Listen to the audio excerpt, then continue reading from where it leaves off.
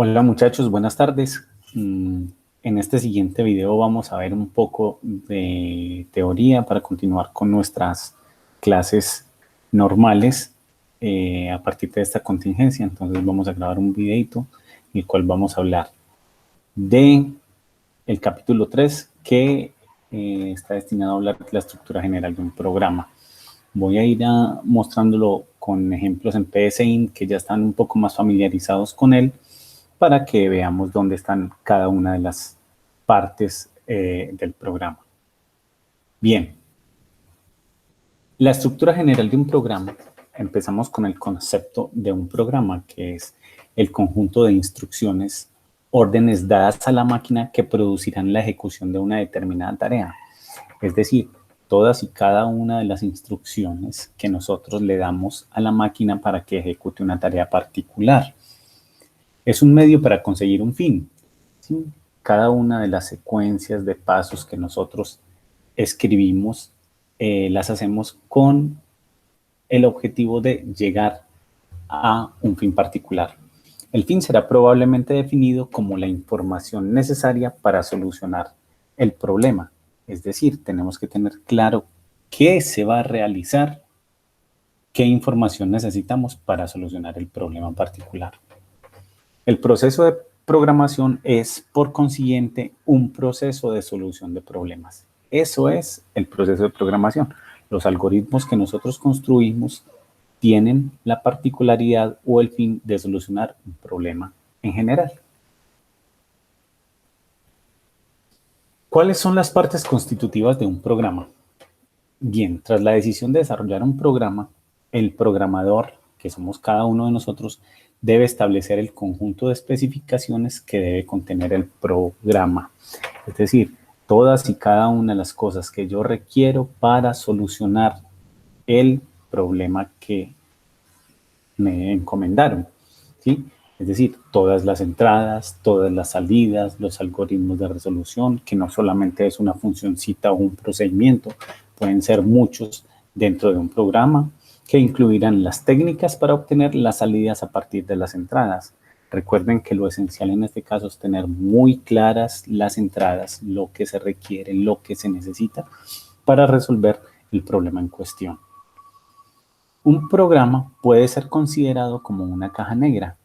¿Qué es una caja negra? Algo que nosotros no podemos ver, donde están los códigos que transforman las entradas en salidas. Entonces, si lo vemos con este diagramita, las entradas que nosotros definimos o que nos dan los clientes que necesitamos, lo que nosotros le preguntamos a los clientes cuando estamos desarrollando un algoritmo, cada una de esas cosas son las que van a hacer parte del programa o algoritmo, las cuales nosotros vamos a hacer nuestros algoritmos para transformar esas entradas en una salida pertinente.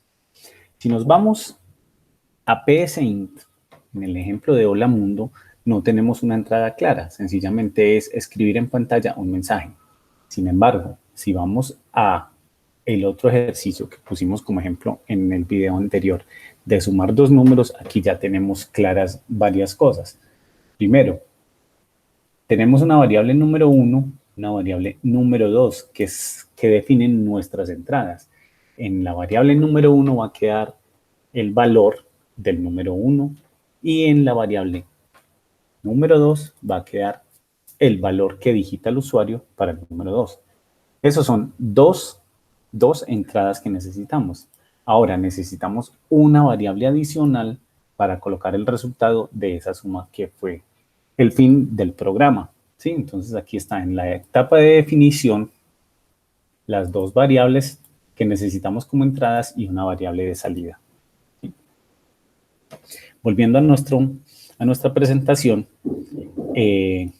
entonces aquí están las entradas, el algoritmo que nosotros resolvimos, que sería este, y nos da una salida que cuando corremos o ejecutamos este programa nos va a quedar el resultado en la variable sum después de escribir en pantalla esto.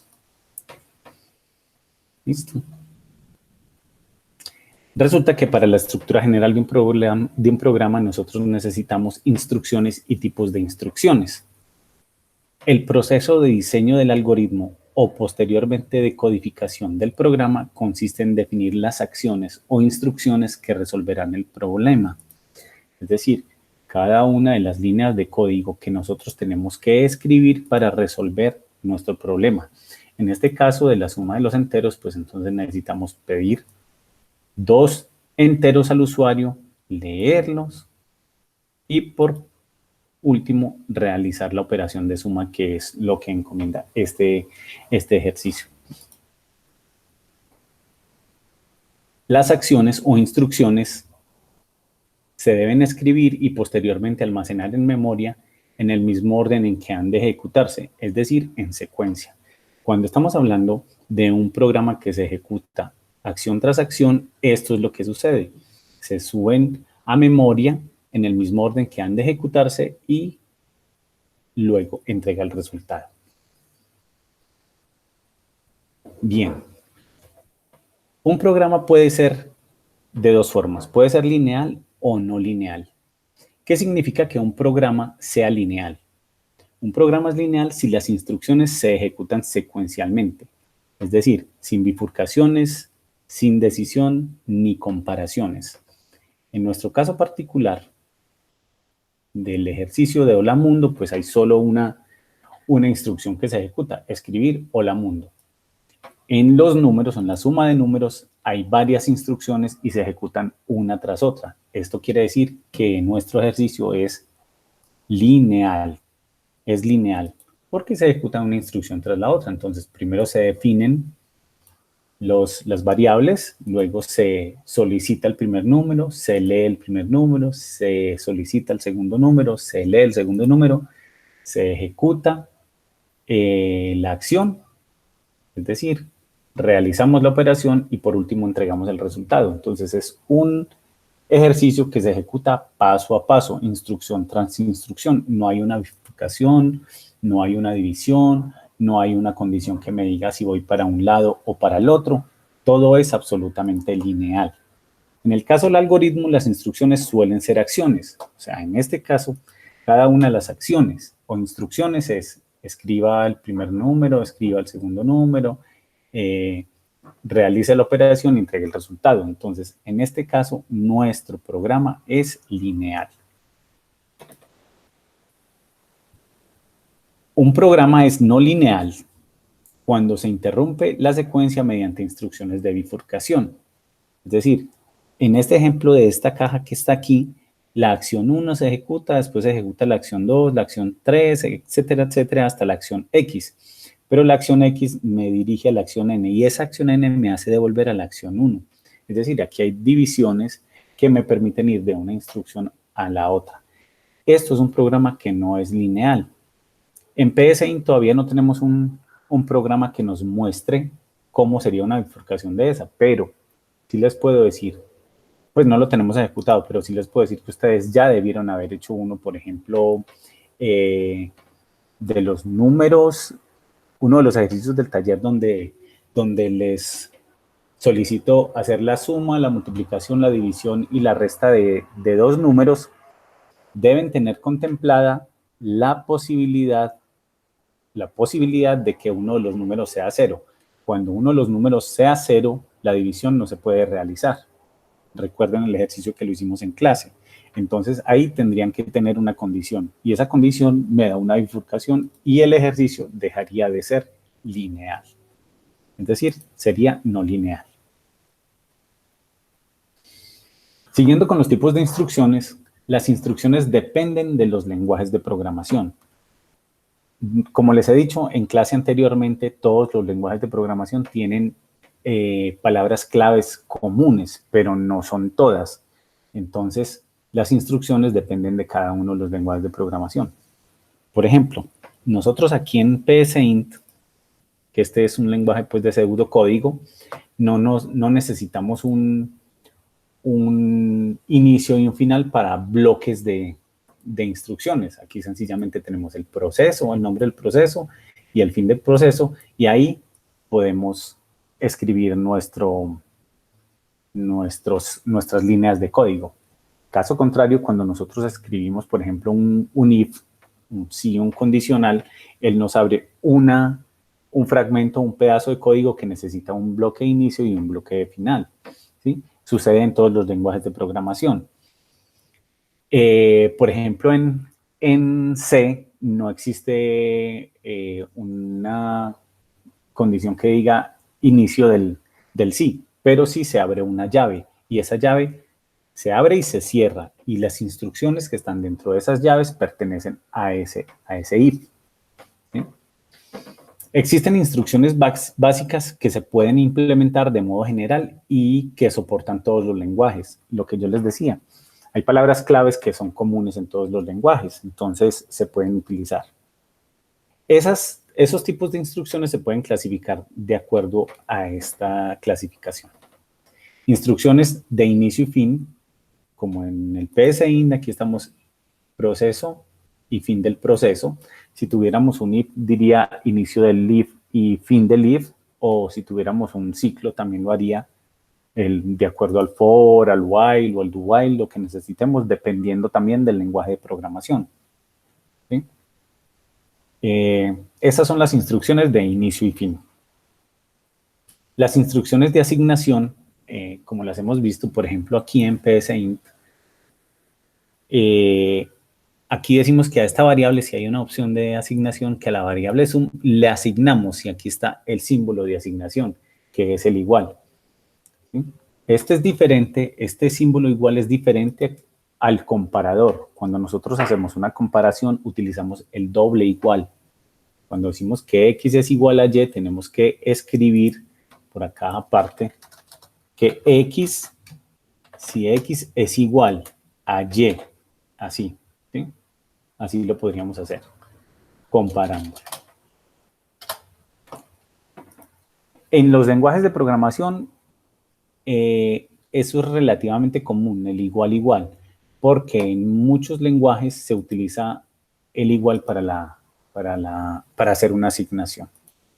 Listo, las instrucciones de lectura y de escritura, como lo vimos acá, escribir y leer, escribir y leer. En C, por ejemplo, cuando nosotros estemos haciendo un programita en este lenguaje de programación, vamos a ver que para escribir en pantalla nosotros le decimos printf o utilizamos la instrucción cin. Y para leer utilizamos la instrucción scanf. Scanf o la otra instrucción que utilizada para esto es cout. Uno es para escribir en pantalla y el otro es para leer. ¿Sí? Lo veremos más adelante cuando estemos viendo los lenguajes de programación. Las instrucciones de bifurcación, como les estaba diciendo, son los condicionales. Si, por ejemplo, nosotros vamos a tener un if, si x es igual a y, haga tal cosa, o si, en caso contrario, hágalo otra cosa, diferentes acciones. O si vamos a utilizar un ciclo, por ejemplo, dependiendo de la condición que esté en el ciclo, entonces ejecutan unas acciones y si no, continúa en las siguientes. Bien, aquí hay algunos ejemplos de instrucciones en la estructura general de un programa. Comienzo del proceso. En pseudocódigo, inglés diría begin y en español, pues, inicio, fin del proceso y fin en español, entrada, lectura, read, leer, salida, escritura, write, escribir, asignación. Lo haríamos así en un lenguaje simbólico, ¿sí? Por ejemplo, en el lenguaje de programación Pascal, los bloques de códigos que les decía, por ejemplo, de un if, necesitan un begin y un end. El begin y el end, entonces, me dice que va a comenzar y el end termina. En C no necesitamos colocar la palabra reservada begin y end, las palabras en inglés, sino que sencillamente abrimos una llave y cerramos esa llave. Lo veremos también más adelante cuando estemos haciendo un ejercicio en C. Listo. Vamos a ver unos ejemplos en las instrucciones de asignación. Aquí vemos que la variable A se le está asignando 80. La variable A toma el valor de 80. Si vemos este ejercicio, ¿cuál será el valor que tomará la variable C tras la ejecución de las siguientes instrucciones? Entonces, la primera instrucción que se ejecuta es que A sea igual o le asigna el valor de 12. Luego a B se le asigna lo que tiene A. Y por último a C se le asigna lo que tiene B. Entonces, en este caso, ¿cómo quedarían las variables? ¿Cuál sería el valor de C? Si regresamos, A tiene 12. Luego a B se le asigna lo que tenía A, o sea, que queda con 12. Y luego a C se le asigna lo que tiene B, que anteriormente estábamos viendo que tenía 12. En este caso, las tres variables quedan con el valor de 12. En este otro ejemplo, ¿cuál es el valor de la variable AUX al ejecutarse la instrucción 5? La instrucción 5 es esta. A B se le asigna lo que tiene auxiliar. Entonces, la primera instrucción nos dice que A tiene 10. La segunda, que B tiene 20. Se le asigna 20. A la variable auxiliar se le asigna lo que tenía A, que es la tercera instrucción. La cuarta instrucción, a A se le asigna lo que tenía B. Y la quinta instrucción es que a B se le asigna lo que tenía o lo que tiene AUX. Regresando, entonces, A vale 10 y B tiene 20, que son las dos instrucciones iniciales que nos dan ahí. Luego la variable auxiliar, que no sabemos qué valor tenía, se le va a asignar el valor que tiene A. En este caso quedaría la variable auxiliar con el valor de 10, porque eso es lo que vale A. Listo, entonces auxiliar vale 10. Luego A, que en este caso vale 10, se le va a asignar el valor de B. ¿Cuánto tiene B? 20. Eso quiere decir que la variable A va a quedar con el valor de 20. Y se nos perdió inicialmente el valor de A, que era de 10. ¿Sí? Luego, la última instrucción es que a B, que tiene el valor de 20, se le va a asignar el valor de AUX, que para nuestro caso es ¿qué? El valor que tenía A inicialmente, que es 10. Es decir, que B nos va a quedar con el valor de AUX, que es 10. El valor de la variable B al ejecutarse la última instrucción, la quinta instrucción, es de 10.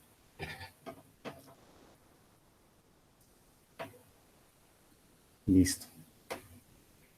Dentro de la estructura general de un programa también tenemos instrucciones de lectura de datos, es decir, la entrada de datos. Esta instrucción lee datos de un dispositivo de entrada. ¿Cuál será el significado de las siguientes instrucciones? Leer, número, horas, tasa, o leer A, B y C. Para nuestro caso, aquí, cuando nos estamos viendo que leer número, horas y tasa, podemos asociarlo con cualquier cosa. Por ejemplo, número es una cantidad de horas, o las horas en este caso, y la tasa, si fuéramos a hacer un ejercicio como el de calcular el salario de un trabajador. Entonces, sería un trabajador, la cantidad de horas que trabajan y el valor de las horas trabajadas, por ejemplo. Si viéramos esta instrucción de leer A, B y C, podríamos decir que está leyendo 3 números o cualquier valor aleatorio. Si nos vamos a nuestro PSInt y lo asociamos con nosotros, con ejercicios que ya hemos hecho, aquí estamos definiendo dos variables de entrada, dos instrucciones de lectura de datos. ¿Cuáles? Lectura de datos para el número 1 y el número 2. En el número 1, pues vamos a tener el valor del primer número y en número 2 tenemos el valor del segundo número. Esos serían valores de lectura de datos de entrada. ¿Sí? Ahora, también existen las instrucciones de escritura de datos. Esos valores de escritura de datos son instrucciones que se escriben en un dispositivo de salida. Para nuestro caso particular, aquí en esto, el dispositivo de salida es la pantalla, ¿cierto? Entonces, dice que explicar el resultado de la ejecución de las siguientes instrucciones. A tiene valor de 100, es decir, eso lo obtuvimos de entrada. B tiene valor de 200 y C tiene valor de 300. Es como si nosotros aquí hubiéramos tenido un número más y fuera número 1, 100, número 2, 200 y número 3, 300. ¿Sí? Que serían valores de entrada leídos por teclado. Y la instrucción que nos dice es escribir A, B, C. Esa instrucción que les estoy mostrando aquí, si la hiciéramos en PSInt, sería escribir A, B y C. En nuestro caso, número 1, número 2, él escribiría el 100, el 200 y el 300, si lo tuviéramos con las tres variables. Si fueran dos variables, como en nuestro caso, sería 100, 200. Escribiría eso. Nosotros aquí también en este ejercicio lo podríamos alterar para que nos escriba también el número 1 fue tal, el número 2 fue tal y el resultado de esa operación es tal. Eso lo podemos hacer. Era para mostrarles las instrucciones de escritura de datos. Bien. Escritura de datos. Digamos, las instrucciones de bifurcación. En el desarrollo lineal de un programa se interrumpe cuando se ejecuta una bifurcación. Una bifurcación es una división, ¿sí?, que nos lleva hacia un lado o hacia el otro lado. Las bifurcaciones pueden ser, según el punto del programa a donde se bifurca, hacia adelante o hacia atrás. En muchos ejemplos podemos ver que después de que ejecutamos una acción, por una bifurcación nos puede pedir regresar a una parte anterior del programa, no necesariamente terminar o salirse de allí. Y también nos puede suceder que, dependiendo de una condición en una bifurcación de estas, nos permita seguir un paso adelante o 2 pasos adelante o más pasos y saltarnos determinadas instrucciones.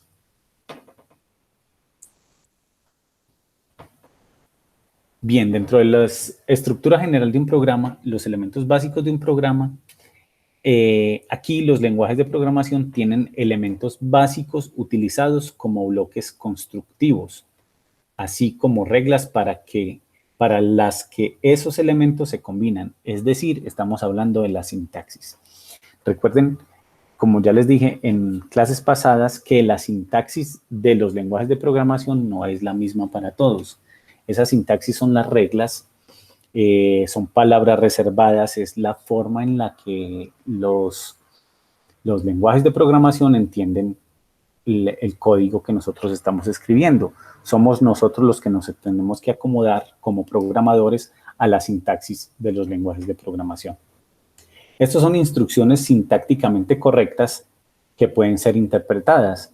Es decir, nosotros las escribimos de acuerdo a la sintaxis del lenguaje de programación y el lenguaje de programación tiene que traducirlo a un lenguaje de máquina para poder procesarlo más adelante. Los errores de sintaxis son rechazados por la máquina. Al igual que aquí nosotros en PSIN cuando cometemos un error, por decir algo, escriba, aunque nos lo entiende, mire, él nos coloca un error de una vez, instrucción no válida. Eso sería un error para este lenguaje de programación. Lo mismo sucede en los lenguajes de programación en general, ¿sí? Por ejemplo, yo no podría colocar un begin y un end en C porque no me lo entiende, y yo no podría colocar unas llaves de apertura y cerrado de un bloque de instrucciones en lenguaje como Pascal porque no me lo entendería. Esos son errores de sintaxis y son rechazados por la máquina. Los elementos básicos constitutivos de un programa o algoritmo son los siguientes. Palabras reservadas, que ya las hemos hablado, el inicio, el fin, el sí, el entonces. Aquí los estamos colocando en español, pero si vamos aquí, por ejemplo, el inicio sería proceso y el fin sería fin del proceso. Si estuviéramos hablando en Pascal, por ejemplo, tendríamos que colocar el nombre del procedimiento o el nombre de la función y colocaríamos un begin, y ese begin tendría que tener un end para terminarlo. Si lo hacemos en C, tendríamos que colocar el nombre de la función o el main principal, de acuerdo a la sintaxis, a la estructura del programa, y tendríamos que abrir unas llaves y cerrarlas. No las podemos dejar muchas porque nos genera un error. Lo mismo con los ciclos, con los condicionales, con cada una de las estructuras que tenga el lenguaje de programación. También existen identificadores. Los identificadores son nombres de variables esencialmente. Recuerden que yo en una clase pasada les había dicho que uno debería colocarle nombres mnemotécnicos a las variables para que fueran un poco más familiares cuando estemos hablando de cualquier variable, por ejemplo, el precio o el valor de un artículo, cualquier cosa como esas que tenga un nombre diciente. Esos identificadores son los nombres de las variables. Aquí, por ejemplo, nosotros en el suma de números, pues colocamos ¿Qué vamos a hacer? A sumar dos números. Entonces coloqué número 1 y número 2. Y donde se va a colocar la suma en una variable que se llama sum.